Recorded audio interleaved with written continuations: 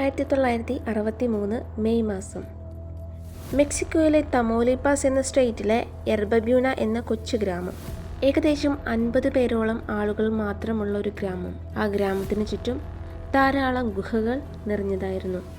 അന്ന് പതിവ് പോലെ ആടിനെ മേയ്ക്കാൻ ഇറങ്ങിയതാണ് സെബാസ്റ്റ്യൻ ഗുരേറ എന്ന 14 വയസ്സുകാരൻ. അവിടുത്തെ ആ ഗുഹകളെക്കുറിച്ച് ധാരാളം കഥകൾ ഉണ്ടായിരുന്നു. അതിനാൽ തന്നെ വെറുതെ അതിനു ചുറ്റും കറങ്ങി നടക്കുകയായിരുന്ന സെബാസ്റ്റ്യൻ അപ്പോഴാണ് വിചിത്രമായ ശബ്ദങ്ങളും വെളിച്ചവും കണ്ടത്. അസാധാരണമായ ആ ശബ്ദം കേട്ട് ആദ്യം അവനൊന്ന് വിരണ്ടു. എങ്കിലും ധൈര്യം സംഭരിച്ച് പതുക്കെ അതിനടുത്തേക്ക് ചെന്ന് നോക്കി. അപ്പോൾ അവൻ കണ്ട കാഴ്ച അതിഭീകരമായിരുന്നു. ഭയന്നു വിറച്ച സെബാസ്റ്റ്യൻ ഓടി. നിർത്താതെയുള്ള അവൻ്റെ ഓട്ടം അവനെ ചെന്ന് എത്തിച്ചത് അടുത്തുള്ള പട്ടണമായ വില്ലാഗ്രാനിലെ പോലീസ് സ്റ്റേഷൻ്റെ മുൻപിലാണ്. താൻ കണ്ട കാഴ്ചയെക്കുറിച്ച് അവൻ അവരോട് പറഞ്ഞു.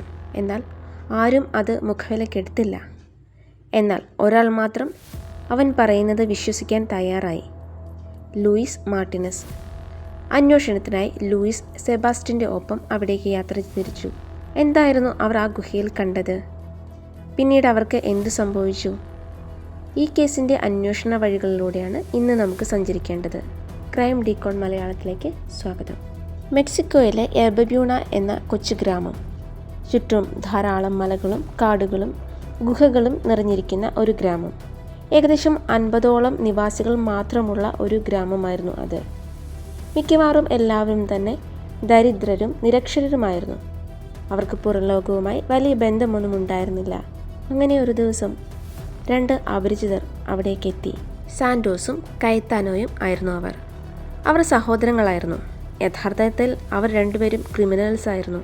മറ്റുള്ളവരെ പറ്റിച്ചും തട്ടിപ്പുകൾ നടത്തിയുമായിരുന്നു അവർ ജീവിച്ചു പോകുന്നത്. ദൈവത്തിൻ്റെ പേര് പറഞ്ഞ് ആ പാവപ്പെട്ടവരെ പറ്റിക്കാൻ എളുപ്പമാണ് എന്നറിഞ്ഞുകൊണ്ട് തന്നെയാണ് അവർ ആ ഗ്രാമത്തിലേക്ക് എത്തിച്ചേർന്നത്. അങ്ങനെ അവർ അവരുടെ ആദ്യത്തെ തന്ത്രം പുറത്തിറക്കി. ആ ഗ്രാമത്തിലുള്ള ഗുഹകളിൽ നിധി ഉണ്ടെന്നായിരുന്നു അത്.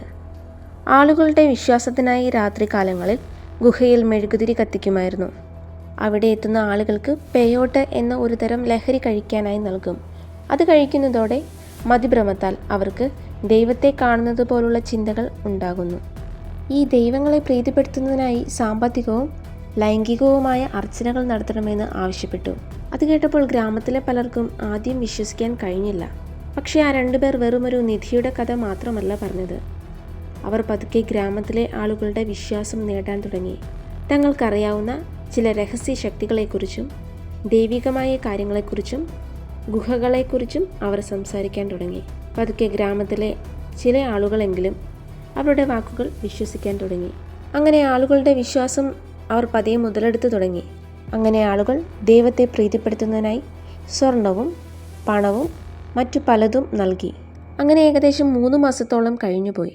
ഹെർണാണ്ടസ് സഹോദരന്മാരുടെ വാഗ്ദാനങ്ങൾ ഒന്നും പാലിക്കപ്പെടാതായപ്പോൾ ആളുകൾ ഇവർക്കെതിരെ തിരിഞ്ഞു.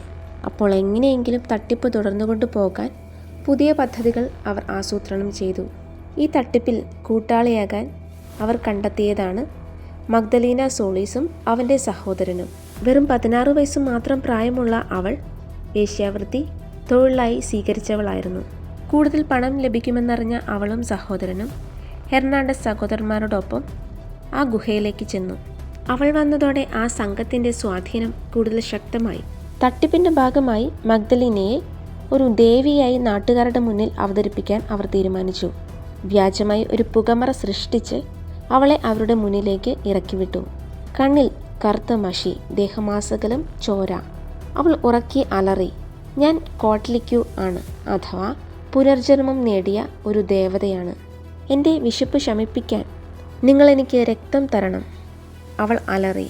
ശരിക്കും ഒരു ദേവതയെപ്പോലുള്ള അവളെ കണ്ട് ആളുകൾ വിശ്വസിക്കാൻ തുടങ്ങി. തങ്ങളുടെ ദൈവം തങ്ങളുടെ മുന്നിൽ ഇതാ അവതരിച്ചിരിക്കുന്നു. മഗ്ദലീന അങ്ങനെ ഗ്രാമത്തിൽ ഒരു പുതിയ വിശ്വാസം രൂപപ്പെടുത്തി തുടങ്ങി. അവളുടെ വാക്കുകൾ ആളുകൾ വിശ്വസിക്കാൻ തുടങ്ങി. ഹെർണാണ്ടസ് സഹോദരന്മാർ ആ വിശ്വാസം ഊട്ടിയുറപ്പിക്കാൻ തങ്ങൾക്കറിയാവുന്ന ചില രഹസ്യ ശക്തികളെക്കുറിച്ച് അവരുടെ അടുത്ത് നിരന്തരം സംസാരിക്കാൻ തുടങ്ങി. കാര്യങ്ങൾ അങ്ങനെ മാറിമറിയാൻ തുടങ്ങി. അവളെ വിശ്വസിക്കാനും ആരാധിക്കാനും ആളുകൾ ഉണ്ടായി. അവളുടെ തെറ്റായ പ്രവൃത്തികളെ ചോദ്യം ചെയ്യാൻ ആളുകൾക്ക് മടിയായി. തങ്ങൾക്ക് ദൈവത്തെ കാണാൻ കഴിയുമെന്നും ആ ദൈവം തങ്ങളുടെ കൂടെ ഉണ്ടെന്നും അവർ വിശ്വസിച്ചു. ജീവിതം മാറി മറിയാൻ പോകുന്ന സൗഭാഗ്യങ്ങൾ ആ ദേവിയിൽ നിന്നും തങ്ങൾക്ക് ലഭിക്കുമെന്നും അവർ വിശ്വസിച്ചു. അങ്ങനെ മഗ്ദലീന പറയുന്ന കാര്യങ്ങൾ, ആവശ്യങ്ങൾ അവർ നടത്തിക്കൊടുത്തുകൊണ്ടിരുന്നു. പോകെ ഇവരുടെ ലൈംഗികമായ പീഡനത്തിൽ സഹികെട്ട 2 അനുയായികൾ ഈ കൂട്ടത്തിൽ നിന്നും പുറത്തു പോകാൻ ആഗ്രഹിച്ചു.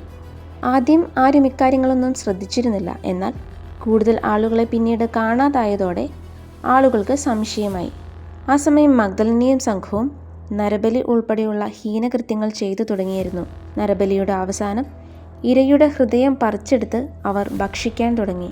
ഇത് തങ്ങൾക്ക് കൂടുതൽ അമാനുഷിക ശക്തി ലഭിക്കുമെന്ന വിശ്വാസമുണ്ടാക്കി. തുടർച്ചയായി 6 ആഴ്ചകളിലായി ഏകദേശം 4 പേരാണ് കൊല്ലപ്പെട്ടത്.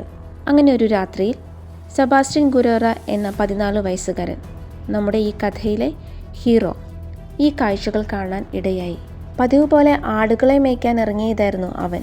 ആ ഗുഹകളെക്കുറിച്ചുള്ള നിധിക്കഥകൾ അറിയാവുന്ന അവൻ വെറുതെ ആ ഗുഹയ്ക്ക് ചുറ്റും കറങ്ങി നടക്കുകയായിരുന്നു. അപ്പോഴാണ് ഒരു ഗുഹയിൽ നിന്ന് അസാധാരണമായ വെളിച്ചവും ശബ്ദവും കേട്ടത്. ആദ്യമൊന്ന് ഭയന്നു. എങ്കിലും അവൻ ധൈര്യം സംഭരിച്ച് ആ ഗുഹയുടെ അടുത്തേക്ക് ചെന്നു. പതിയെ അകത്തേക്ക് ചെന്ന് നോക്കിയ അവൻ കണ്ട കാഴ്ച ഞെട്ടിപ്പിക്കുന്നതായിരുന്നു. വേദന കൊണ്ട് അലറി വിളിക്കുന്ന ഒരു മനുഷ്യൻ. ആ മനുഷ്യൻ്റെ രക്തം കുടിക്കാനാണ് അവർ ചുറ്റും കൂടിയിരിക്കുന്നത്. ഇത് കണ്ട സെബാസ്റ്റ്യൻ്റെ ശരീരം ഭയം കൊണ്ട് മരവിച്ചിരുന്നു. എന്തു ചെയ്യണമെന്നറിയാതെ അവൻ കുറച്ചുനേരം സ്തബ്ധനായി നിന്നു. സർവശക്തിയുമെടുത്ത് അവൻ അവിടെ നിന്ന് ഓടി രക്ഷപ്പെട്ടു. അവൻ ഓടിയെത്തിയത് 25 കിലോമീറ്റർ ദൂരെയുള്ള ഒരു പോലീസ് സ്റ്റേഷനിലേക്കാണ്. താൻ കണ്ട കാഴ്ച അവൻ അവരുടെ മുന്നിൽ വിവരിച്ചു. ഒരു കൂട്ടം മനുഷ്യർ ഒത്തുകൂടി ഒരാളെ ജീവനോടെ കൊന്നു തിന്നാൻ ശ്രമിക്കുന്നു. കൂടുതൽ വിശദീകരണം നൽകാൻ അവന് സാധിച്ചില്ല. എന്നാൽ പോലീസ് ഉദ്യോഗസ്ഥർ അദ്ദേഹം പറഞ്ഞത് വിശ്വസിച്ചില്ല. പക്ഷെ പോലീസുകാർക്ക് അത് വിശ്വസിക്കാൻ ബുദ്ധിമുട്ടായിരുന്നു. ഒരു 14കാരൻ പറയുന്ന ഒരു കഥ. അത്രയും അസാധാരണമായ ഒരു രീതിയിലായിരുന്നു അവൻ പറഞ്ഞത്. സെബാസ്റ്റ്യൻ ഭയന്നു പോയതാകാം. അതുകൊണ്ട് ഇരുട്ടിൽ അവൻ എന്തെങ്കിലും തെറ്റായി കണ്ടതാകാം. എന്നാൽ സെബാസ്റ്റ്യൻ തൻ്റെ വാക്കുകളിൽ ഉറച്ചു നിന്നു. അവൻ വീണ്ടും വീണ്ടും പറഞ്ഞു, ഞാൻ അത് കണ്ടതാണ്. ഒടുവിൽ ഒരു പോലീസ് ഉദ്യോഗസ്ഥൻ അവൻ്റെ വാക്കുകൾ ഗൗരവമായി എടുത്തു. Luis Martinez. സെബാസ്റ്റ്യൻ പറഞ്ഞ സ്ഥലത്തേക്ക് അവനോടൊപ്പം പോകാൻ അദ്ദേഹം തീരുമാനിച്ചു. ഒരു 14കാരൻ്റെ വാക്കുകൾ മാത്രം കേട്ട് ഒരു പരിചയമില്ലാത്ത സ്ഥലത്തേക്ക് പോകുന്നത് അപകടകരമായ തീരുമാനമായിരുന്നു. എങ്കിലും സെബാസ്റ്റ്യൻ പറഞ്ഞതിൽ എന്തോ ഒരു കാര്യം ലൂയിസ് മാർട്ടിനസിനെ സംശയത്തിലാക്കി. അങ്ങനെ ഇരുവരും യാത്ര തുടങ്ങി. ഗ്രാമത്തിൽ നിന്ന് ഗുഹകൾ സ്ഥിതി ചെയ്യുന്ന സ്ഥലത്തേക്ക് അവർ എത്തി. എന്നാൽ ദിവസങ്ങൾ കഴിഞ്ഞിട്ടും സെബാസ്റ്റ്യനും പോലീസ് ഉദ്യോഗസ്ഥനായ ലൂയിസ് മാർട്ടിനസും തിരിച്ചെത്തിയില്ല. അവരുടെ തിരോധാനം പോലീസിനെ പരിഭ്രാന്തിയിലാഴ്ത്തി. എർബ ബ്യൂനയിലേക്ക് പോകാൻ തീരുമാനിച്ചു. അന്വേഷണത്തിനൊടുവിൽ പോലീസിന് ചില കാര്യങ്ങൾ ശ്രദ്ധയിൽപ്പെട്ടു. മഗ്ദലീന സൊലീസിനെ കുറിച്ചുള്ള വിവരങ്ങളും ലഭിക്കാൻ തുടങ്ങി. അവൾ ഗ്രാമത്തിൽ നേടിയിരുന്ന സ്വാധീനം സാധാരണ കാര്യമല്ല എന്ന് അന്വേഷണ ഉദ്യോഗസ്ഥർക്ക് മനസ്സിലായി. ഇതിനിടയിലാണ് പോലീസ് കാണാതായ ആളുകളെക്കുറിച്ചും അന്വേഷിക്കാൻ തുടങ്ങിയത്. പഴയ വിവരങ്ങൾ പരിശോധിച്ചപ്പോൾ ഒരു കാര്യം കൂടുതൽ വ്യക്തമായി. സെബാസ്റ്റ്യൻ്റെ സംഭവം ഒറ്റപ്പെട്ടതായിരുന്നില്ല. എർബ ബ്യൂനയിൽ ഇതിനു മുമ്പും ആളുകളെ കാണാതായിട്ടുണ്ട്. പോലീസ് ഉദ്യോഗസ്ഥരും സൈന്യവും സംയുക്തമായി ഒരു ഓപ്പറേഷൻ നടത്താൻ തീരുമാനിച്ചു. അങ്ങനെ മഗ്ദലീനയെയും അവളുടെ സഹോദരനെയും പോലീസ് അറസ്റ്റ് ചെയ്തു. സാന്റോസ് ഹെർണാണ്ടസ് പോലീസുമായ മൽപ്പിടുത്തത്തിൽ കൊല്ലപ്പെട്ടു. തുടർന്നുള്ള അന്വേഷണങ്ങളിൽ അവർ താമസിച്ചിരുന്ന ഗുഹയ്ക്ക് സമീപത്ത് നിന്ന് ലൂയിസ് മാർട്ടിനസിൻ്റെയും സെബാസ്റ്റ്യൻ്റെയും മൃതദേഹാവശിഷ്ടങ്ങൾ കണ്ടെത്തി. അവർ രണ്ടുപേരുടെയും ഹൃദയം നീക്കം ചെയ്തിരുന്നു. പിന്നീടുള്ള തിരച്ചിലുകളിൽ ഗുഹകളിൽ പരിശോധിക്കുന്നതിനിടെ മറ്റ് 6 പേരുടെയും മൃതദേഹങ്ങൾ കണ്ടെത്തി.